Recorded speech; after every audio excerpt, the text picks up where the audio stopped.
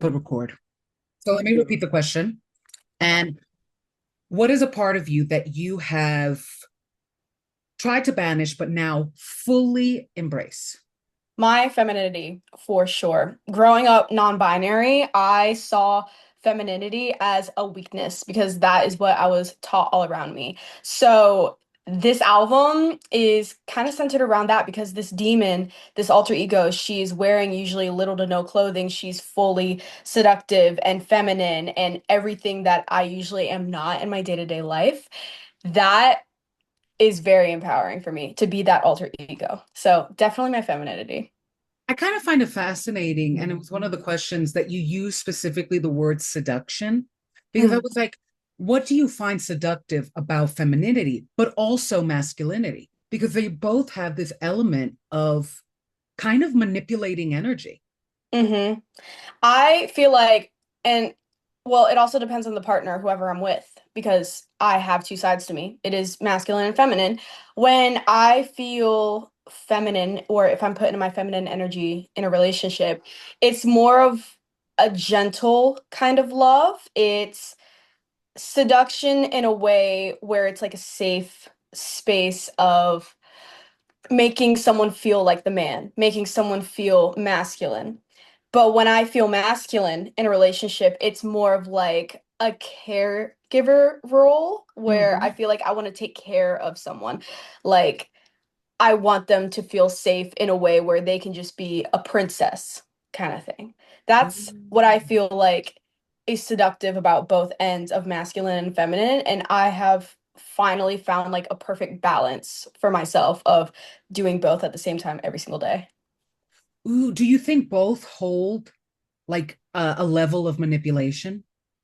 Absolutely. Absolutely. Yes. So there's a lot of sayings online that I've seen that someone who is more submissive in a relationship is actually the one who's in control because they control the dynamic on what's okay and what's not okay, which I feel like is my feminine energy. Like it's more passive, but it is in control because you don't want to offend the feminine. But the masculine can also be more in control because, well, they are the caregiver, they're more controlling. You know what I mean?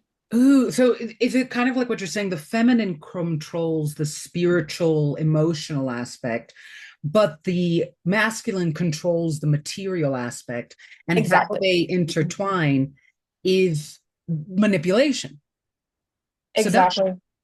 Ooh, I love that. Okay. Absolutely. And that's why, and I'm big into spirituality, as you could clearly see. But Yuna, the character, that's why she is spiritual, because she is feminine. And the storyline of Jay throughout the album is within the physical world.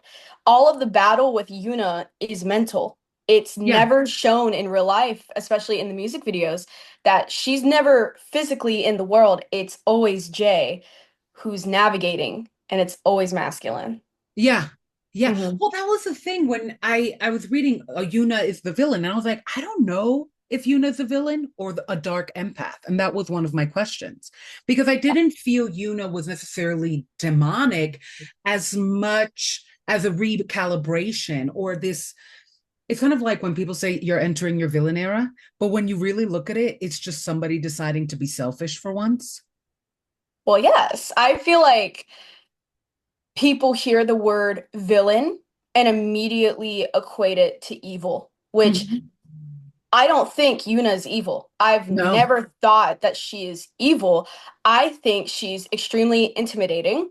I think she's extremely seductive. And I think she's the opposite of modesty, which I have been told all my life, especially growing up heavily religious, that that is all evil. But for me, it was self-expression. So compared to the people who don't like who I am and what I represent, I am the villain in their eyes. I am what they hate. So Yuna is 100% a villain. Jay in the storyline of the album is 100% a villain. But because I hid femininity away for so long, I thought it was evil. I felt evil expressing that side of me. But I like feeling it now because it's not evil. It's It's just not selfish. And selfishness can be amazing, necessary. necessary. Necessary. You're like fireworking my brain right now because you said two things. The first thing is that Jay is evil. And I was fascinated by that because in the video that I was talking about that went viral, one of the comments was, is is evil not simply the act of making sure others can't be, but also the act of making sure you can never be? If that makes sense. Like I hear what you're saying. it's almost like because what Yuna, the reason Yuna is not the villain is because Yuna is approaching life as be yourself, despite Yeah. what everybody says. But Jay is the one that's fighting that, which is why when you said Jay is the villain, I was like, yeah. Mm-hmm. There's a lot of villainous things that happen throughout this album, storyline wise. Yeah. So many things, so many things. I mean, Jay in the album is in the center of a love triangle. She's in love, hello. They're in love with this girl who is in love with another man. Mm-hmm. And Jay would be the villain to that man. Jay would also be the villain to Yuna because Jay's constantly fighting femininity and being powerful. I feel Yeah. like also growing up, I didn't want to be powerful at all. I didn't want to offend anyone. I didn't want to hurt anyone's feelings, just being honest, because being honest or being powerful, any slight level up will just make people very uncomfortable with themselves. So that's another way you can be a villain is stepping into your power because she's right there. She is staring at me. She is so scary. Um, but yeah. It's kind of fascinating because what you're saying, in a way, and you could agree or disagree, is that desire is power. How you chase Desire is it, power. how you embrace it. Oh yeah. Absolutely. Yeah. The start of the album starts with a song that says, I don't even want to be with you. It's rejecting desire. It's rejecting all of that. And then the end song of the album is called Eat All Day. It's gluttonous. And that's when I'm at my most powerful, when I'm so starving that nothing is enough. I'm just going to keep eating. I just want more. And that's powerful. And I feel like people see that as greed, they see that gluttony, but it's like if it's self-serving, I feel like a lot of people get jealous of that because they don't want to look selfish. They're intimidated by people feeling comfortable by being selfish while not actively trying to hurt others. Just stepping into your power. You're brilliant. You're brilliant. And because I keep on mentioning the video, and what I said is what you believe in is godliness, but how you believe in you makes you God. And then the video went viral because everybody was like, wait, what do you mean? Explain this. But I was really thinking about it because I think what you're touching upon is that the universe and how things work isn't necessarily morality, it's neutrality. Mm-hmm. Like Mm-hmm. you are an energy beyond your morality. Your morality is just what shapes you, but you're just like it's like a blank canvas is not art until somebody paints on it. Absolutely. No, I say this all the time. I am God. That's like, I think everyone's God. I think everyone is their own God and what they can be. God is an energy, but we're all energy. So I love to say that to myself as kind of a manifesting thing because I know my higher self in the spiritual realm, hello, lisp, Mhm. is connected to God. So it's just like, we're all one. But a lot of people want to reject that. They Yeah. really, really do. And I think your album showed beautifully that the result of rejecting that you are God, or at least your own God, is self punishment. Because there's this element of torture, there's this element of noisiness, there's always this desire for calm, yet all there is storm. Yes. Yes. You're brilliant too. Oh my God, I love this. I love that we went into this just as a spiritual conversation because this album is so insanely personal. Like Yeah. every single part of it has manifestation in it, has a part of growth, and it does represent a loop of going through something over and over again to get stronger and having Mm. self-forgiveness and learning how to navigate as a higher being. Like that is the whole point of the album, is to not reject what you're supposed to go to, not reject your femininity, is to actually go through it and evolve. But the more you resist what you're supposed to go through, the more you resist the paint that's going on the canvas, the less elevation you're going to have. You're Yeah. just going to keep falling back. You Yeah. have to go through it. But you hear it. That's the thing. Like I heard the album and was like instantly, this is about how you break loops by embracing you. It's just like, that's it. That's it. And Yes. that's why I said, is Yuna a dark empath? Because I'm sure you know in the internet is now like obsessed with that concept of the dark Hmm. empath, which is kind of like the polar opposite of a narcissist, Yeah. realizing people's weaknesses to kind of manipulate it for good in some ways. I understand why you do that, but I'm not going to fall victim to it. And I'm also not going to let others. Yes. So Yuna being a dark empath is a beautiful way of saying it. I have always seen Yuna as a mirror, that, Mm. and that's how she treats people too.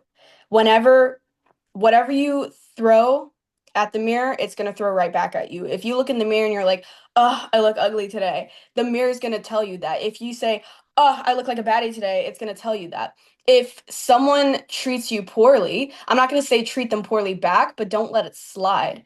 You know what I mean? Like Yuna is a mirror that, okay, if you're going to show anger, if you're going to show insecurity, if you're going to show whatever at me, if you're going to throw it at her, she's going to throw it Mm. right back, and she's going to let you know this is what I'm seeing. So dark empath is a beautiful way to say it, but she's definitely a mirror. She's going to show you the parts of yourself that you don't like because she's ultra powerful and she challenges what you thought you knew about yourself. Ooh, you're like cooking my brain because I feel like what you're kind of insinuating, and it's something that I think about a lot in terms of everybody has a horrible ex. The concept of everybody is each other's mirror. So even if Mhm. you're good to a person, their mistreatment of you could be mirroring that you're not good to yourself. Ooh. So it's Wait, you're not cooking. I've mirroring never thought of that. because it's not mirroring external, it's only mirroring internal. Oh yeah, mirrors always. Yeah, And for that's why you sure. say. Repeat that sentence again about I want to we're cook on that. we're just free thoughting right now. No, we are. What I was trying to say is that in terms of like people who like really sweet people that date narcissists, Uh-huh. what they're mirroring, despite treating that person well and receiving mistreatment, the mistreatment is mirroring what they how they mistreat themselves internally. Yes, So yes. it's not always an external mirror, but an internal one. You just unlocked my brain. Yeah, that's insane because that's literally like that toxic ex you just described is who inspired this character, this album, literally everything. Like I was tired. I was so tired of looking at myself as a piece of shit and like not seeing my value, not seeing my worth. Like and like narcissists will make you think that every single thing about you is wrong, and no matter what you do, it's never wrong, it's never right, it was at the wrong time, it was too late, it was too early, like everything is wrong. And I fully believe that about myself because I didn't have self-confidence yet. I didn't see myself as who I truly am and what I can be and what I can put out into the world. So I was like, nah, nah, I'm done. Like, I'm so done with that. Like, I'm just gonna go crazy. I'm just gonna be me Mm-hmm. unapologetically for once in my life and not care if I offend anyone by doing that. And that's the embodiment of her. Mm. 1000%. That kind of leads into one of my questions because, like, you kind of cooked my brain as well in one of your quotes. If dysfunction is all you know, naturally, you'll gravitate towards the familiar. Ignoring that will ultimately fail, create the illusion of freedom so you can experience a relationship without feeling trapped. That whole like concept like blew my brain. But what it really made me think of is can you be aware of the dysfunction because the whole point of dysfunction is that you're not aware of it.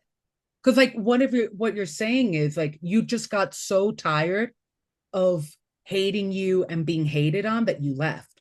But it took leaving and time and space to even see that it's hate. Mm-hmm. It was because like you literally just left out of exhaustion, not necessarily the actual realization of the mistreatment, but the effect of it.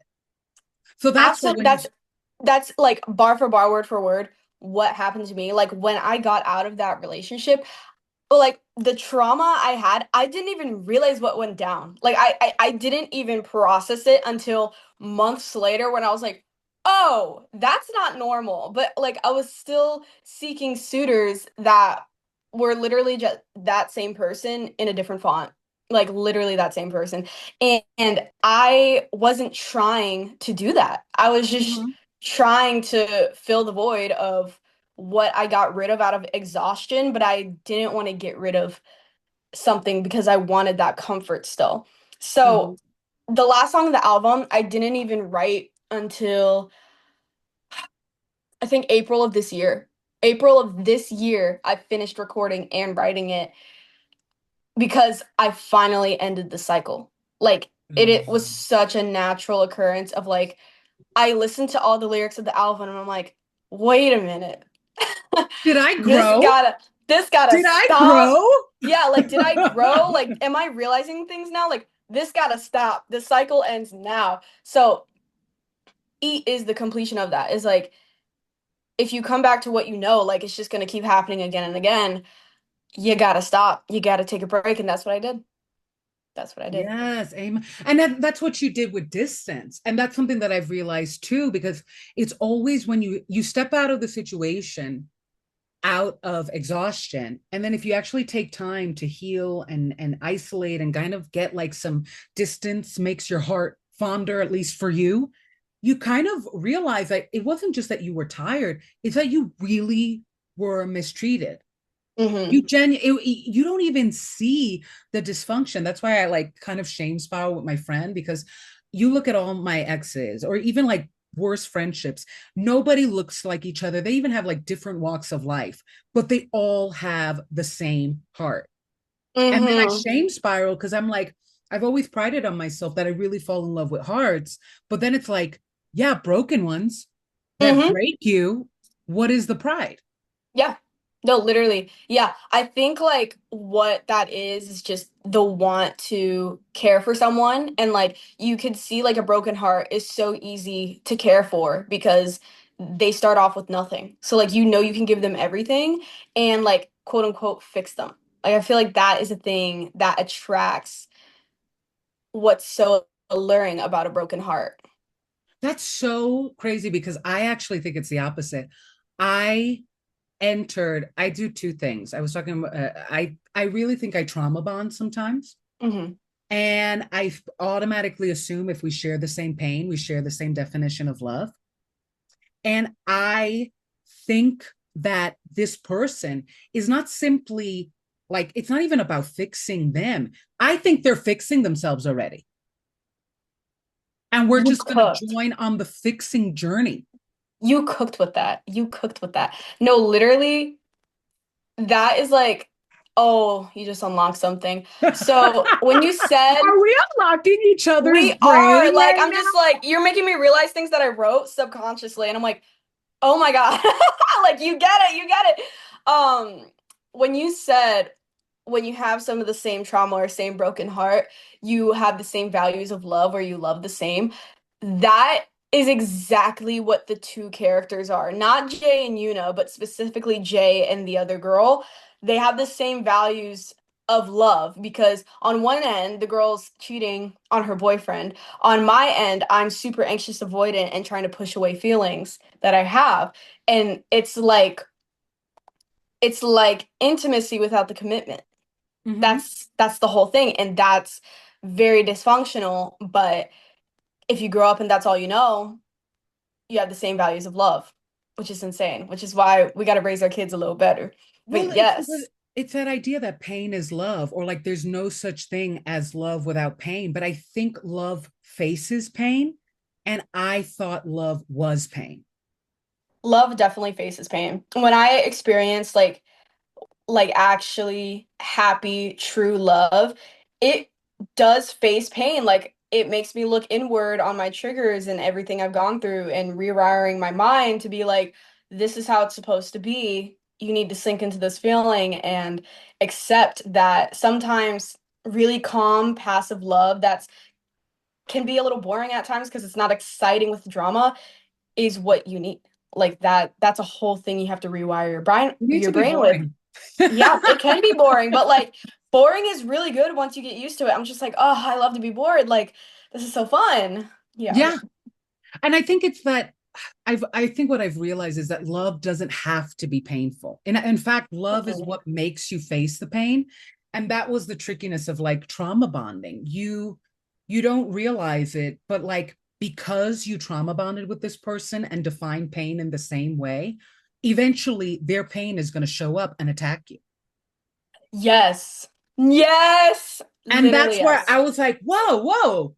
Yeah, you said your father always called you stupid. I never thought you would call me that. Mm-hmm. Like it's Literally, yeah. it shows it's like their demon shows up. Absolutely. But literally, yes. Yes, yes, yes, yes, yes, yes, yes, yes, yes. I love this. Yeah, you're so right. It is true. It does make you face what you've gone through, and sometimes it can come out on other people. Um, and throughout the album, like I'm dealing with a lot of anger. Like I would just yell. I would yell all the time. And that's what I love about the song Lush is that I'm actually screaming in it because I am mad. Like I did grow up around a lot of anger and I have like a short fuse. You know what I mean? Like that is a thing that happens. And then I've been with people who have been cheated on a million times and then they cheated on me and I'm like, "What? Hello? What's going on?" Mm, I Hmm. love that because I grew up with a very angry family, but I'm learning to be like an angry creative because it's also like you can be it's almost like you could be in a world that's not you because Hmm. it's like you have your nature and you have your nurture. And they nurtured me with their rage, but just wasn't that way. So Hmm. now I'm the opposite. I'm trying to learn to be angry because Wow. sometimes I don't I it's like it's not a feeling I like. It's not a feeling I feel often, but yet you do have to feel it because what I realize is that anger is almost like a warning signal. It's almost like you need to Yeah. get upset so you know you have to leave somewhere. Hmm. And because I don't get upset and I don't like the feeling, I stay. And then I'm like, oh, and that's why exhaustion is why I always leave. Not even Yeah. upset, tired. Yeah, I think that is the whole point of Yuna. Like a lot of people think there's good emotions and negative emotions, but I really don't see it that way. I see it as emotions and Mhm. it's just telling you what your body needs. So if you have anger, if you have fear, if you have sadness, that's your body alerting you that something is wrong. But a lot of people see that as negative emotions, so they want to push it away. But like I said, Yuna is a mirror. So she wants to feel all of the emotions and understand what the hell is going on, and she will reflect it off of whoever. But literally, because I accepted my anger that I would get mad, I would either just shut down or I would yell. Like there's no in between. Like now I know how to process through and I just cry. Like it's like such a gentle cry. I don't even get mad anymore. But people can be so scared to experience emotions that like say for example if they have a panic attack and they try to stop it instead of just like you know what I mean? It gets more intense. It fights back.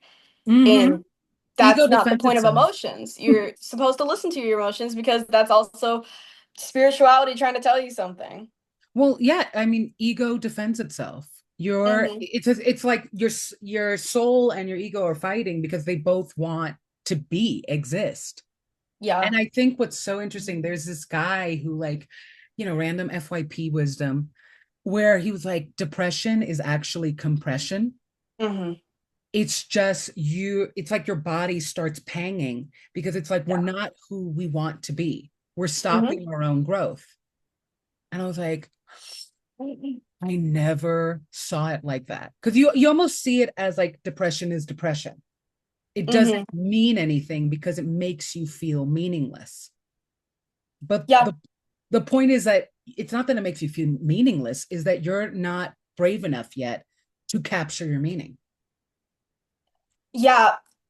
Yeah. Capturing who you are and killing your ego, it does take a lot of bravery.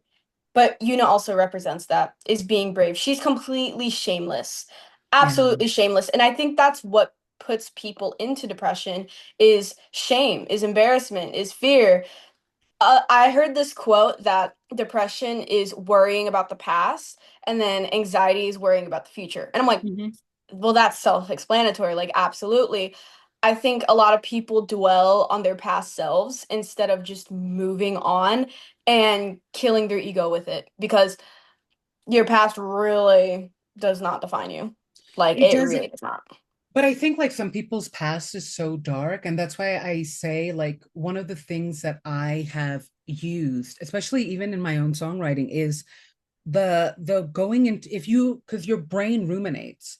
So when you go into your past, go in as the hero. Like literally embrace your past like a true crime Oh. detective. Like I got to figure out when my inner child was kidnapped, and I got to like and I think that is so healthy and brilliant to healing, because part of why people obsess over their past is that they don't feel like their main character anymore. They don't feel like they're Oh, on. yeah. What's new? Absolutely. No, literally, absolutely. Like the biggest thing I'm doing in my life right now is healing my inner child. I have never been happier. Like dead ass, I've never been happier. I do a lot of childish things that people are too scared to show. Like, for example, my Halloween costume is Shadow the Hedgehog because, like, that's one of my favorite childhood characters. Because I'm like, well, that's what I would want to be when I'm a kid. So, like, why not?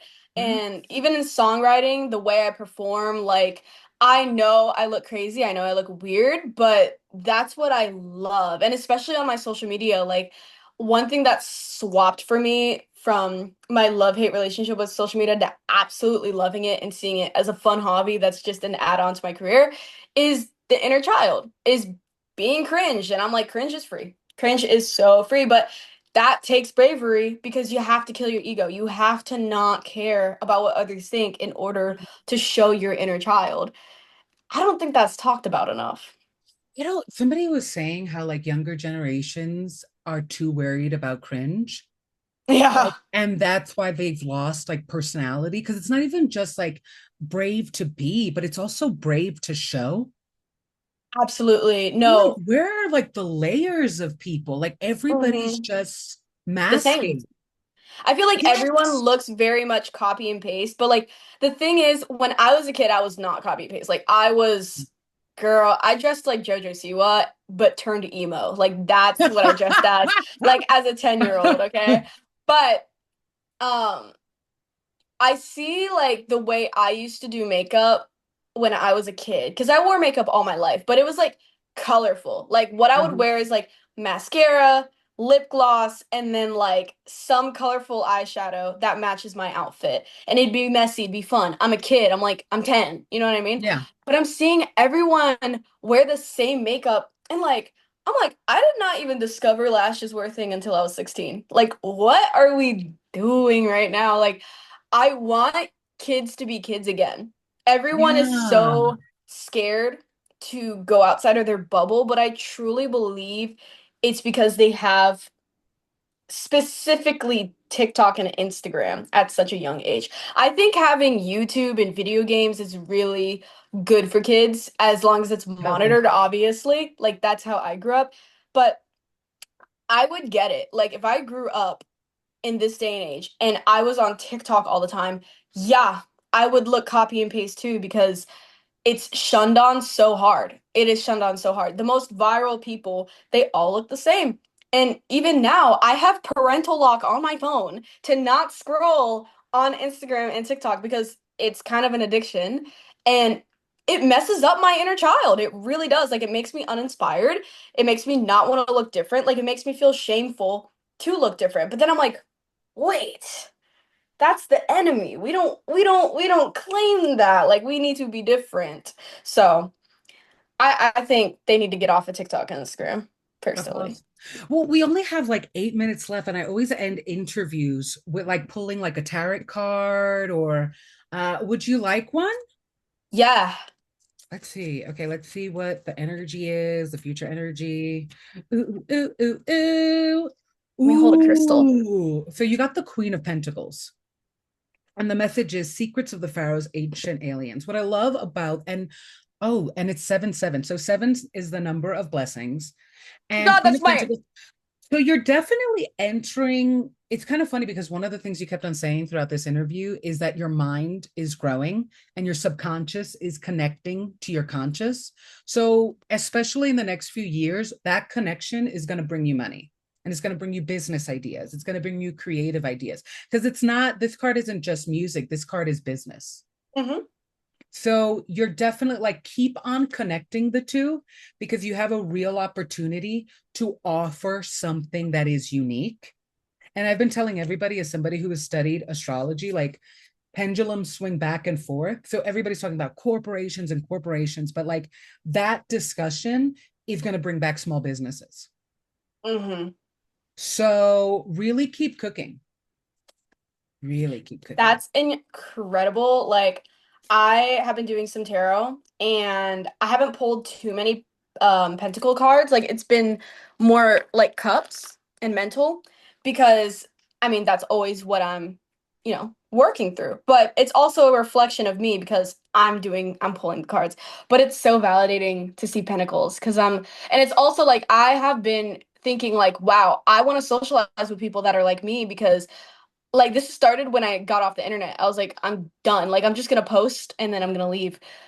And then I realized I really want to make friends who are just like me, like very alternative but driven and like make creative connections because that's healing. Like absolutely. So that's so validating to see that card pop up because I was Yes. already thinking about that. I'm the same. I like post and then I run because it's just like Yes. I'm done. But hmm yeah, it seems like you're really going to transfer. And I could, this card is also like you're going to build your community online as well. Oh Like yeah. it I mean, I'm is never gonna both. stop posting. I Yeah. always reply to my comments and my DMs. I Yeah. like that part of the internet. I just don't like scrolling. But yeah, I Yeah. love building community online for sure. Yeah. All right. Get it. Well, this was really lovely. This was so fun. This is like the best interview I've ever had. Period.